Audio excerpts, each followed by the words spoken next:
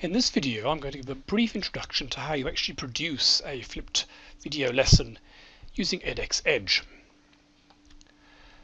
So you'd go to edge.edx.org as before and you will see all the courses that have been created.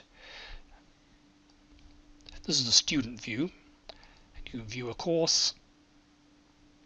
As you'll see when you watch this, you have the courseware tab with the whole series of lessons, each of which consists of videos interspersed with questions.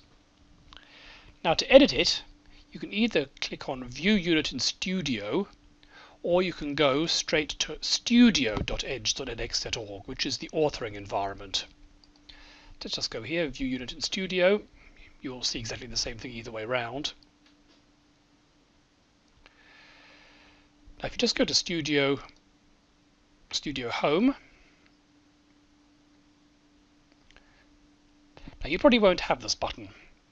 To get this button to create a new course, you have to have new course authorship permission, and that's something that edX has to give you, and they only do so at the request of Richard Robinson at ANU Central, and he's very reluctant to give that very often because he doesn't support this. You may need to get someone else, like one of us, to give you a course which you can then edit and be made author of and so on, and add other people to. So anyone can get an account on Edge, but to actually author new courses you'll need to get permission from ANU Central, and that is a pain. But anyway, you can then go into the course,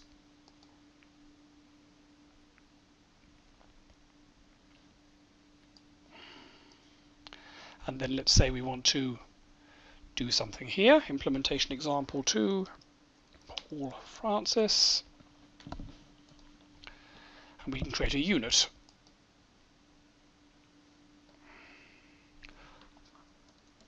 Call it whatever we like, and then we can add a video. So it comes up with a default of Anant Agarwal, the CEO of edX, but you come in here and give it a name like, and then you need to put the YouTube video. So let's find one of our YouTube videos.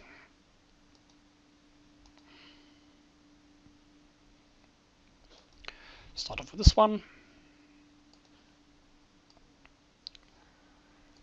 Show more, share, and that gives us the URL. Copy, go in here and paste.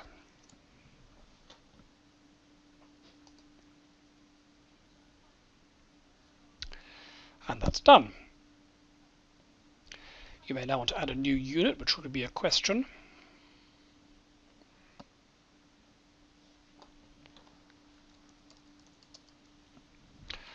And we can do a discussion or something like that, but let's do a multiple choice question.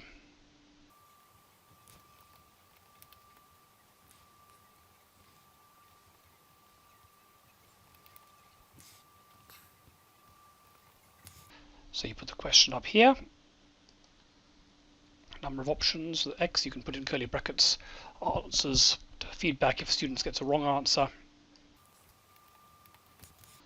And then if you go to settings, you can give it a title. You can set the number of attempts the students have, how many marks it's worth, and various other parameters of that sort. And then you're done. When you're done, press publish, and it's visible. Down the bottom, looking for help with Studio, click on this, and it will give you a huge amount of documentation about how this whole thing works.